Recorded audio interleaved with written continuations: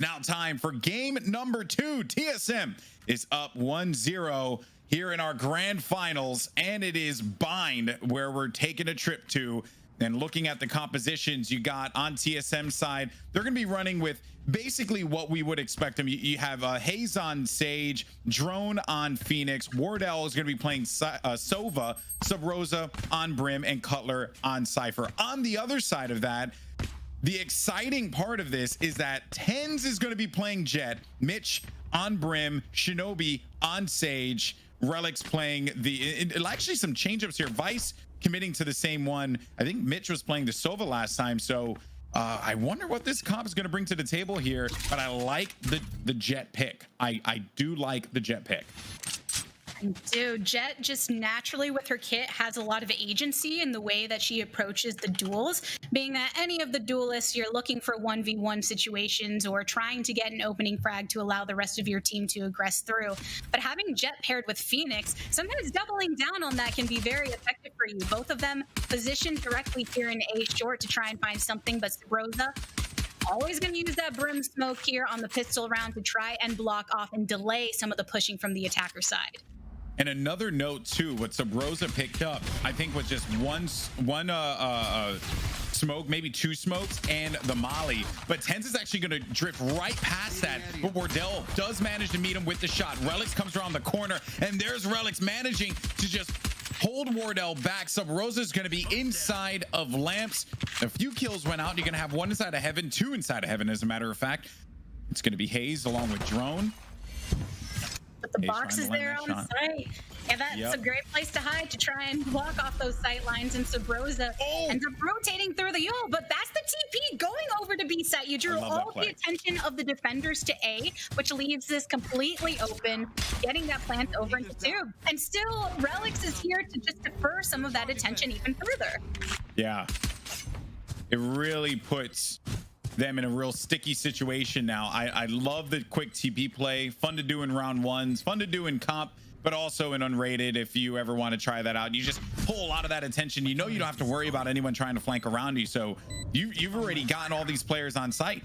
Here we go, an attempted defuse here, just trying to bait someone out. Drone nails that shot, looking for another one, and Drone, but it's Sub-Rosa who actually finds a headshot. One more going to be located right by Elbow, and it's Sub-Rosa, and they needed to get rid of him, and time again, Rosa manages to come out clutch for this team, and TSM take the pistol. You gotta dig it. You gotta dig it. I mean, we talk so much about what Wardell can do, and then obviously Cutler and Haze being the veterans of the team, Haze being a team leader in this case, but Drone and Sub-Rosa also have that really great pop-off chance. Sub-Rosa leading the top of the lobbies in many of the games here today. Very consistent Brimstone player here. Sub-Rosa in general is just consistent. I don't like when he's having a bad day, you know that TSM's in trouble. He really embodies, I think, the rock of this team, because his smokes are clutch, his angles with mollies are clutch, and every single time you see Sub-Rosa, he's getting some insane value. So when you pick him early, it really hurts this team. A lot of people say that it's Wardell, but I do genuinely believe that Sub-Rosa is that player that really hurts when they lose him. But Wardell, his effectiveness cannot be questioned when he has a sniper rifle in his hands. And I thought that shot was a kill because Drone got one immediately on Skylar. But now this is going to prompt this rotation, Gabby over, and they're going to run right into Sub. Yep, Sub is here. He is waiting. Does he get one pop? There's the next one. Look at that! Oh, flawless run. Sub-Rosa with the ghost. Sometimes that's all you need, baby. Cloud9 wasn't even expecting to get that, but damn. That's what I'm saying. He is disgusting. Comes around the corner. I mean, sure, the Brimstone was taking a look at his iPad, but even then, you would imagine that Shinobi would have been able to line up that shot. And Shinobi was unaware. I mean, that was a very aggressive angle that Sub-Rosa was holding. But again, he puts himself in positions like that allow his team to win rounds consistently. TSM up now 2-0, folks. Real guns are going to be purchased this time around. I also appreciate the fact that in that last one, Sub-Rosa stayed committed to the pistol and now manages to get this Phantom. So we'll be able to match toe-to-toe here against this team. Cutler, though, is going to fall victim in the first blood to Tens via headshot. With one defender down, they weren't exactly positioned in a way to fully capitalize to push into the site. That's all they were hoping for. No reason to rush this if you're attackers. Oh, that's going to be a clear off of another defender, though. See, sometimes all you want to get is pick after pick to get yourself here. All of the attackers except for one are located over onto A site. Phoenix potentially looking to pick up anybody that rotates through, but Tens right there in U-Haul says, hello, I'm here to play, and I'm going to make a statement. Yeah, Tens versus Wardell in that instance, and Wardell had that angle locked. But they did not expect Drone to push around that fast. It did not actually burst the slow orb in time, and then Skylar with a low snap, a curveball there, and tried to catch Hayes off guard. But Hayes is going to be the only person left alive here, Gabs, and it looks like this is going to be Cloud9 walking away with this one. So I gotta give a shout out. That's a great thing to do. You can create an effective pop flash by throwing your curveball through the blaze, but unfortunately unable to catch up in that moment. Hayes just wants to hold on to his rifle here. He's got the Vandal and he doesn't want anyone taking it away from him. Yeah, they're going to need to hold on to that weapon. His teammates, money-wise, they should be okay, because some of them didn't buy in that last one. Wardell was holding on to that Marshall for quite some time, also on that light armor too. So we'll be able to get op, and he's going to be in a position already that is beneficial for his team with the weapon of his choice, the lead opper for this TSM roster. Full guns across the board though. Got some ultimates online. Sub Rosa will have orbital strike. Drone will have run it back. Same thing on the other side, as a matter of fact. It's going to be a mirror on both ends. Which I'm sure means that we can expect an information gathering, run it back within these next few rounds at some point from Drone. As we mentioned during the last map, that's how he likes to effectively use this. It's two positioned over onto B side for the defenders. Two on A. The op's going to be in exactly where you expect to be, sitting over an A window, but it's just Cypher there to bait if needed. Meanwhile, the rest of the attackers have the double split, two over onto Hookah side. Slow orb thrown into Garden, a bit of information gathering, trying to slow a potential push through that long portion. Tens takes a little bit of damage through Hookah, but that gives the information that Phoenix is lying in wait around this corner. Yeah, Drone was holding that Molly for a very long time and was just peeking and peeking and peeking. And I thought that Tens might have been able to get the better of him, but he had to clear his corner. And that actually allowed Drone that time to drop that. And then Drone actually charges right through the portal just to get some more information. Saw where that Cypher was located.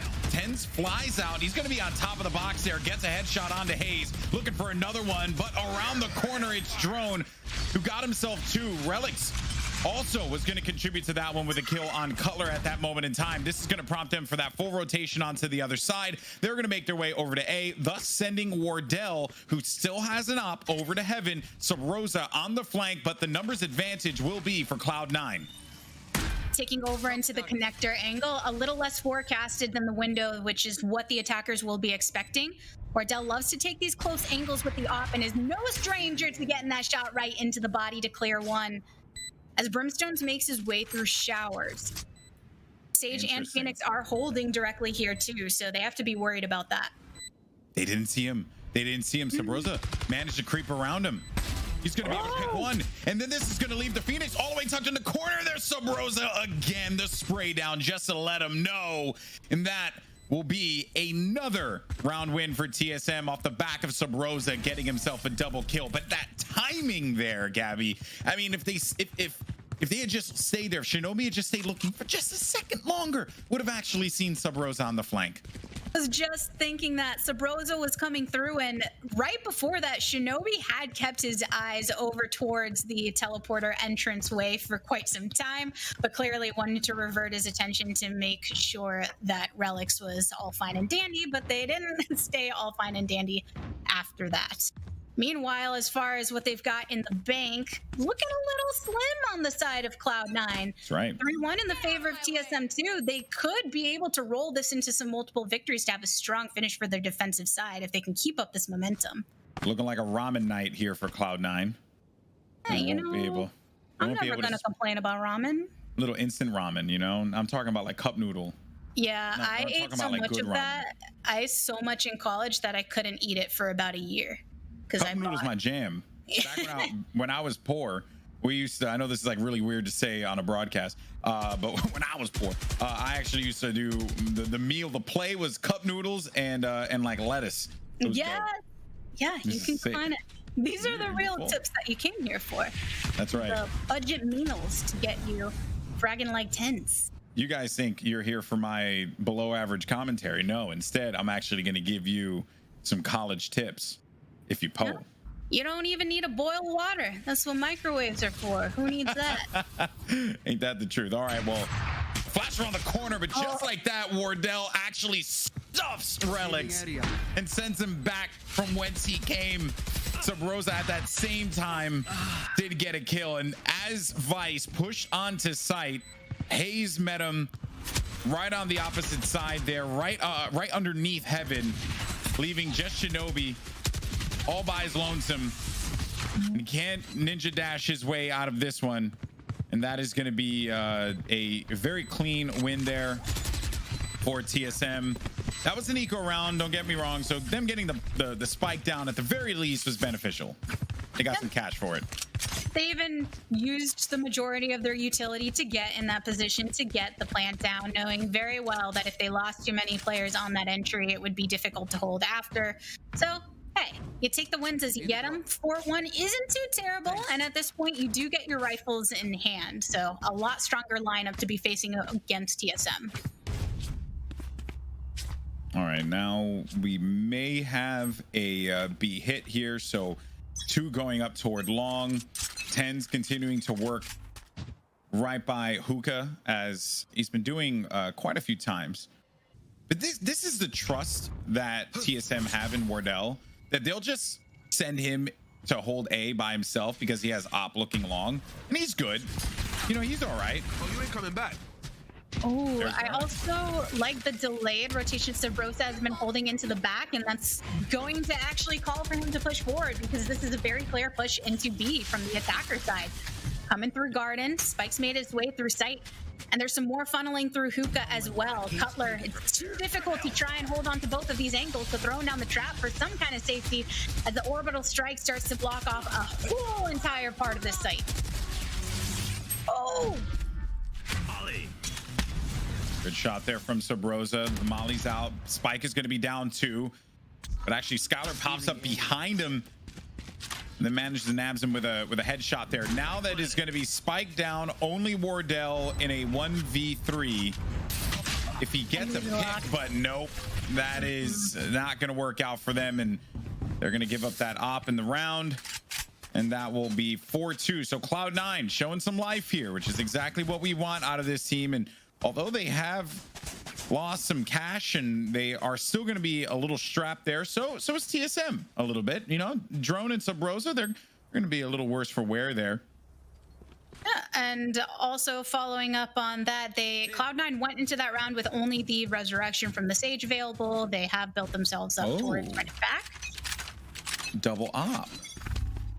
Ooh, I missed who was running the double op. Which side? Subrosa's running double op as well as Wardell. So okay, and Subrosa is typically the secondary opper when they choose to go this way. You'll always see him more likely on the defensive side compared to the offensive. And with that, even some aggressive positioning on the defensive too. They've sent Sova directly into Hookah to supplement what TSM has going on there. Drone was previously holding it all in his isolation, but the B presence previously called for more attention. Unbeknownst to them, though, Cloud9's making their way towards A. Drone gets a pick from Jet. Tense tried to get an aggressive pick there, but unfortunately met his own demise. And then while all that was going on, Subrosa picked up 2 kills on A site with that op, which he certainly was not expecting at that point in time. And just to kind of reflect on what ended up happening there with that play, Tens did not expect them to be 2 players focused on Hookah, because as soon as he just tried to just do that little jump peek to pull out whatever information he can, found out that it was going to be the op player there, he then jumped right back in, obviously not knowing that you were going to see Drone. So there was just a lot that worked out for TSM, and that is going to leave Cloud9, and most importantly, that is going to leave Shinobi in a tough spot here with Spike, no time, and needs to hold on to this weapon. The defenders have spread themselves here, trying to find him as well. They're on the hunt. They are in all of the opposite directions of where he is, but that's going to be a victory over to TSM. And speaking about, you're just talking about that hookah moment, you can't blame TenZ for trying to make that play. When it comes to Valorant, there's always going to be some level of risk in every moment you take, and the delay can be more detrimental than getting killed often in trying to make those plays. He was operating off of the information from the previous rounds, as he has been constantly trying to push through hookah and had only found drone in all of those situations. So just that slight change on defense, adding a single secondary member into hookah, allowed for a turning of the tide for them on that site. It's something that TSM really enjoy doing. They would mix it up, send Wardell in different areas. Even right now, Wardell's going for that long peek on B long, and Sabrosa's still going to be holding on to this snipe. He's taking a more traditional angle than what we can expect players to do here. And actually, Sabrosa is going to be tagged up quite a bit, dinged up, and in a lot of pain. There goes an orbital strike, actually, to just try and hold this one off. Sabrosa tucked away in the back, needs his teammates to get there to help him out as fast as possible.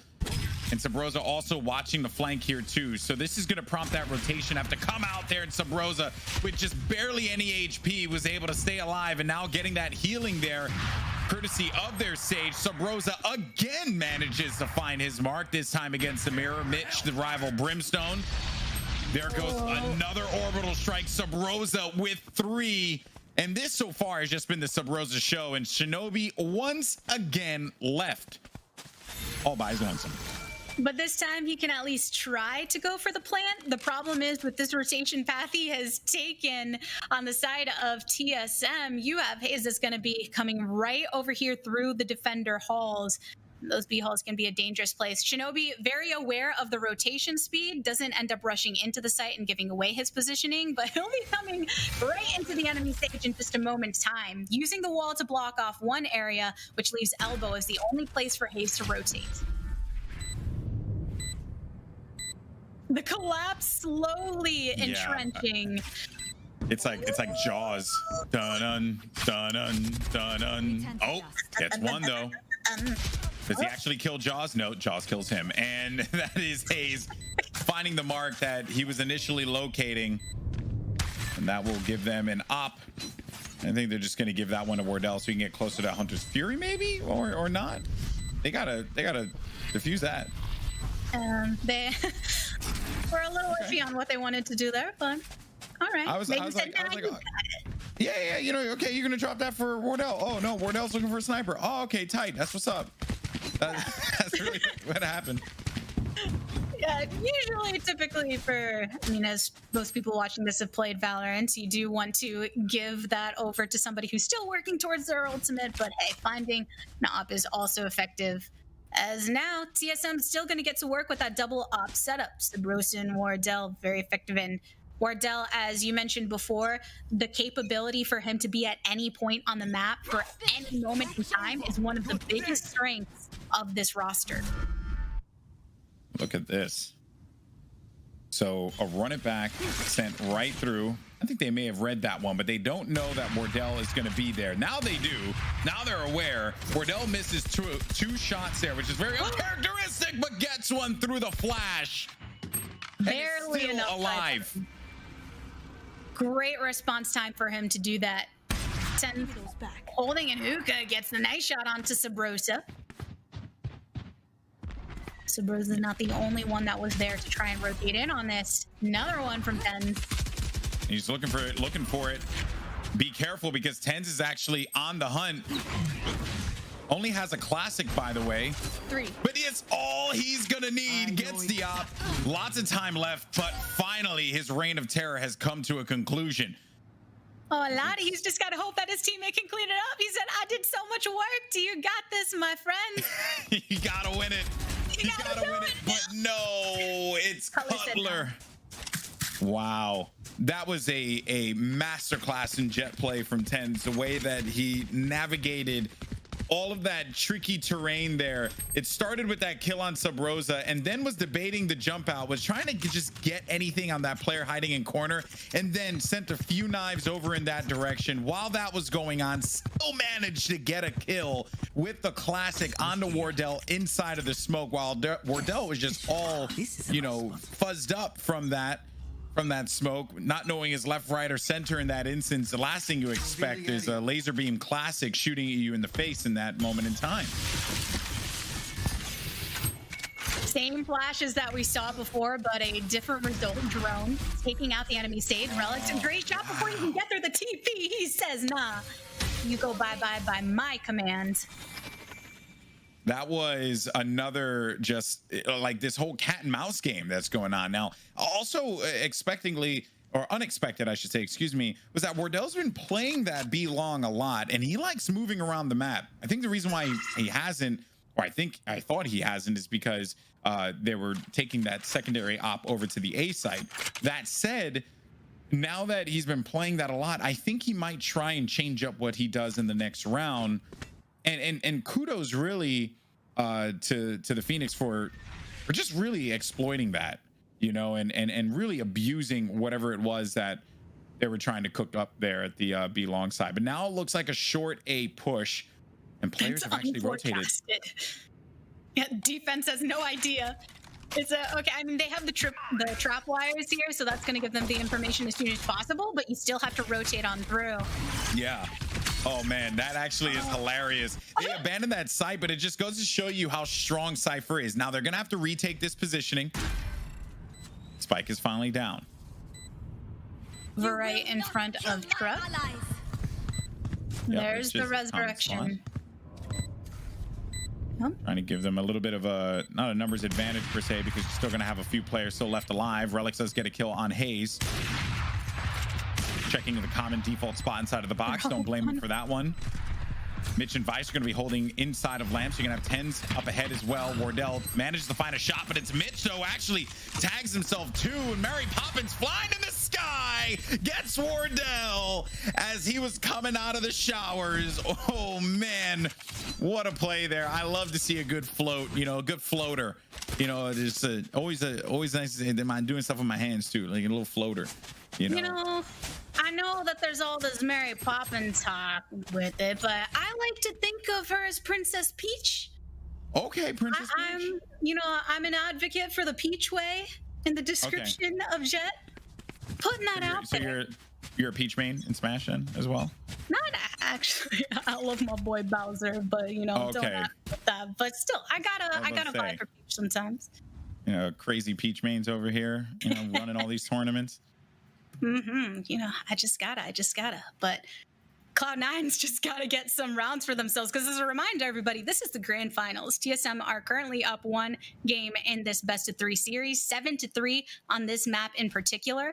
Moments away from grabbing potentially a hold of Hookah if they decide to push in here. 2 players once again on the defense trying to hold this on the inside and outside of that hookah window, but different than what they had prior. Wardell's in the back of site. A nice go in to try and get the kill onto Drone. Unfortunately, Tins was taken out on the way out. Yeah, and Tens actually still is alive, but it is Mitch that will fall, and that hurts, because without that Brim ult, the Tigress, you would like to think that they could have utilized that to be able to bring themselves back into this one, maybe force some players out of positioning. Especially considering these holds that you've seen over on U-Haul. Yep.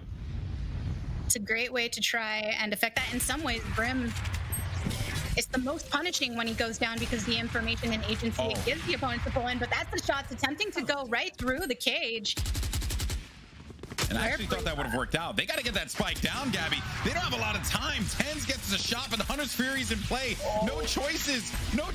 Can he get the shot off? Does do the damage, and that is going to be the round. No one was there to get that spike down, because he shot him through the wall with a freaking laser beam.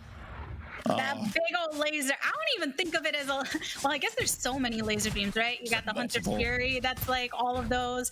The orbital strike is technically a giant laser beam coming from not the technically, sky. it is a laser beam. It's a giant laser beam. I just can't think of it as a laser, because when I think laser beam, I think tiny pew pew, not big entire area of effect. If Dr. Evil's taught me anything, it's that laser beams can come in any shape, form, or size, even on a shark. Okay, so that's true.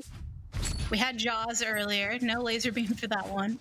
No laser beam for that shark. No, but okay. Well, look, Wardell's timing on that. The timing on the flash, you have to anticipate that. And Wardell has been in that predicament so many times that it almost seems like it's boiled down to a science. Tenzo does manage to take advantage and get onto a site.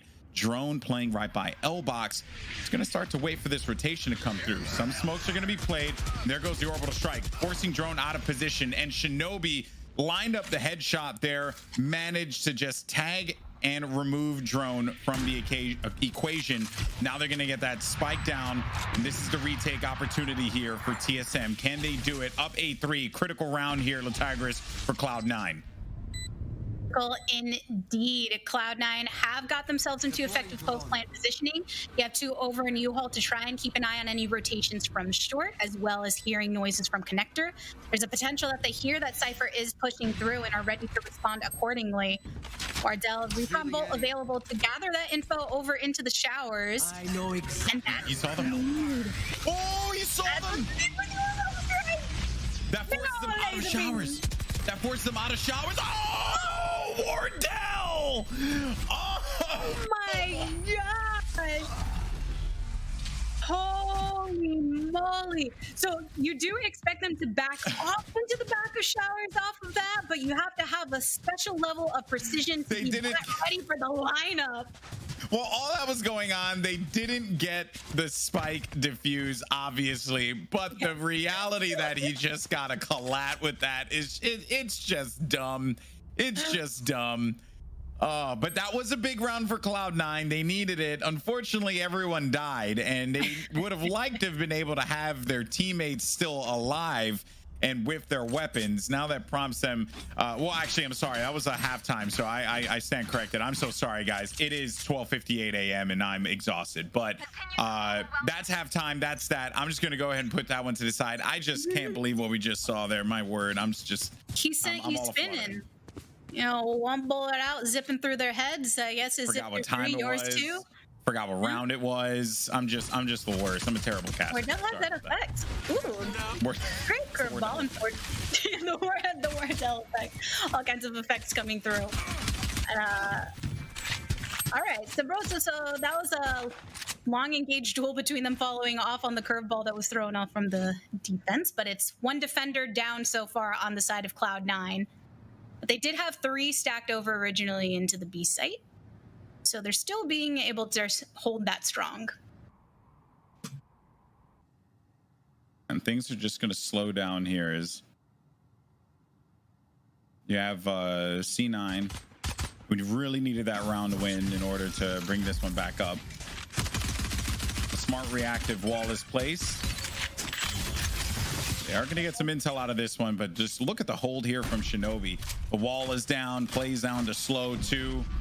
Then you got Tens just jumping around. This is shades of what we saw in that first round there when Cloud9 actually did this to them. The difference is that this time around they were going to be anticipating it, or at least you thought so. The kills are good, but it is Vice with a classic.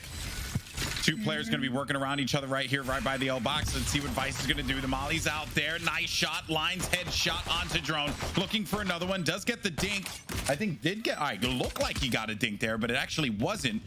Oh, I'm sorry. Yes, it was. He did get the dink. So it doesn't matter, though, whether he got the dink or didn't, because Hayes gets 2 kills.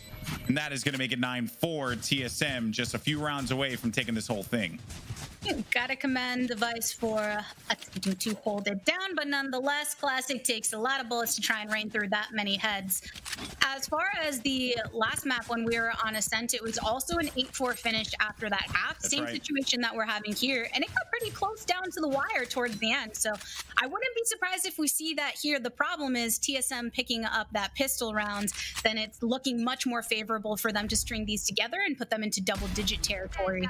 Ooh. And A Wow. is with the ghost to open things up onto Vice. Yeah, then Tens ends drone inside of Hookah, and then Sub Rosa answers right back, secures himself too. Shinobi zipped through the teleporter thinking that he was going to get the jump on Sub Rosa, but little did he know that there is no getting the jump on Sub Rosa. Sub Rosa always gets the jump on you. Relics now, perhaps recognizing that there's going to be a player located right by Long, does get that flash off, and it's going to be enough to kill on that one. But Relics, wisely enough, actually, this wasn't a bad play. You'd rather just try and regroup and then work this together rather than look to force the situation on B side and then leave your Brimstone alone here. Yeah, and on the side of TSM on this attack, if you're looking at the way they're able to set up pushing into this site, the combination of both the Cypher and the Sova for collecting as much information as possible, even though Cutler did eventually go down, his utility is what helped position them to get here in the first place and force these rotations off of Mitch as well as Relics. Oh, they're going to be able to get that round, putting them really close. I still can't get over that end of the half. I love seeing collats, man. It's probably just the fact that I used to cast Call of Duty back in my younger years, and it just makes me excited. But that was so good. And also the fact that Wardell goes Marshall on round 2, like, I respect that so much. Marshall is woefully underrated.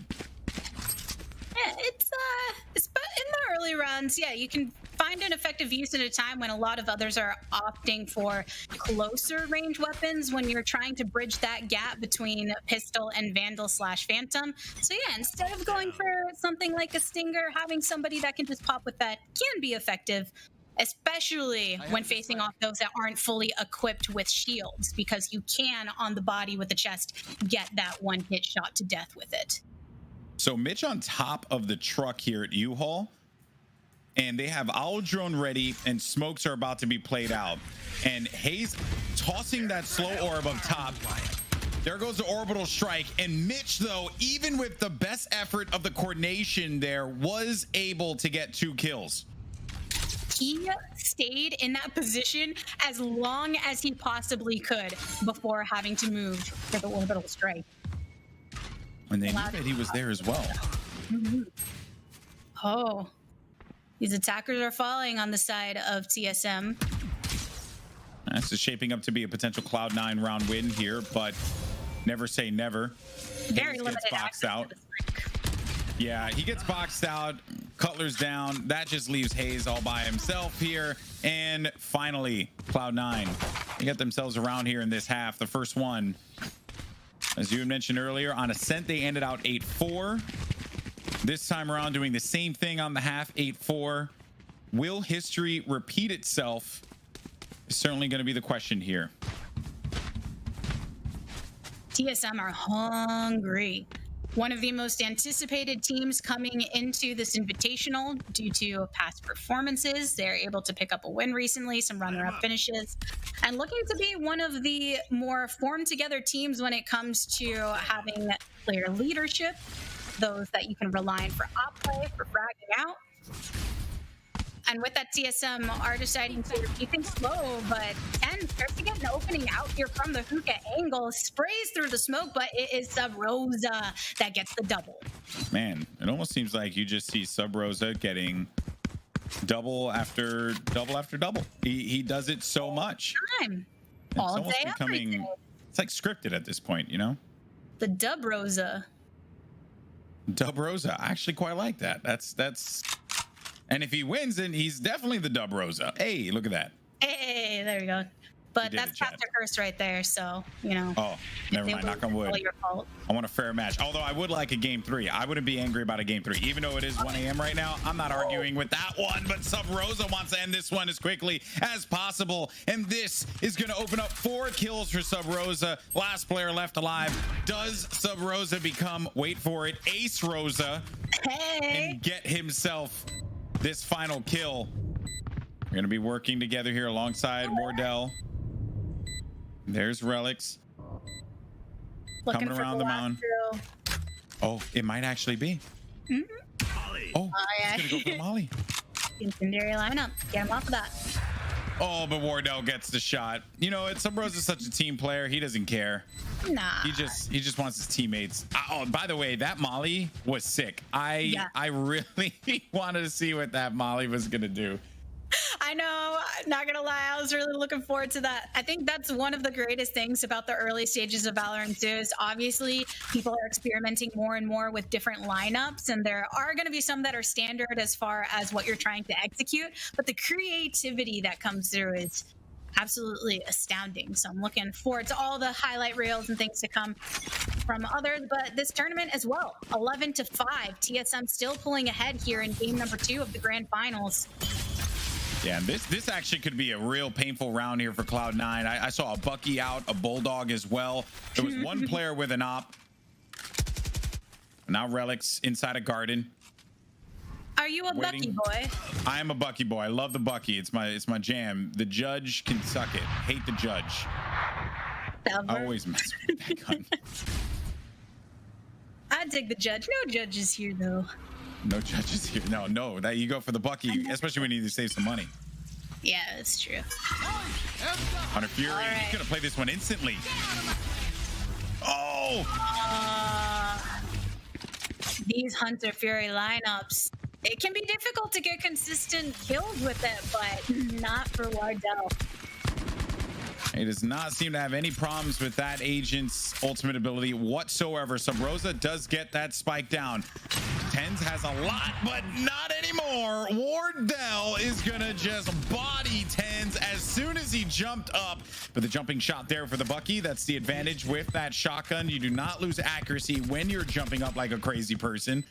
That said, though, is the Bucky going to be enough to try and bring them back into this one? Vice will have an op as well. And actually, they're just going to dip out of this one because Shinobi picked up a gun. And it's better to save these weapons than to try and risk it for the biscuit. You're going up against 4 players here. But this will be tournament point for TSM as they go up 12-5 to close this one out. Potentially, La Tigris, can they do it is the question. Oh my, I mean, I'm sure there are a lot of TSM fans out there that believe, as they should. I think one thing with having a player like Wardell in your team, obviously it's great to have somebody who has outstanding kill potential, but you notice what it opens up for them as far as positioning. He had no problem holding on the shower sites on his own in a position where you often see somebody having somebody else have to hold that angle as well just to keep them safe. So he can get those kills in safety, often multiple before he goes down, if at all, which just opens up so many possibilities here as TSM are so close to a potential overall victory. Similar hold that Wardell did by bringing that op over to Hookah, which is relatively common. You'll see a lot of players look to do that. Vice with the Bucky. This is a desperation round here, folks. First blood is going to be so critical in this moment in time. A lot of options online for TSM. The run it back, maybe Drone plays that to get himself some intel. Some smokes are in play. There's run it back now. And at the same time, the orbital strike answer back there. TSM looking, and Drone actually is going to charge through it because he doesn't need to worry about it because he's in run it back state. So he's going to be inside of lamps.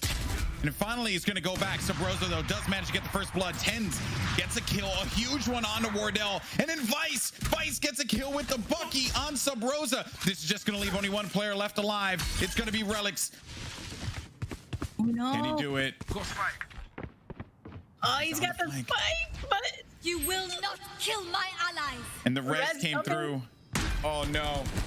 He doesn't have a lot of options remaining here, folks. This is looking like it could very well be the conclusion of the Immortals First Light tournament. And there it is. TSM pick win. Wow. What a showing from TSM. I legitimately thought that Cloud9 were going to be able to try and bring this one back, La Tigris, but it was TSM game 1 and game 2.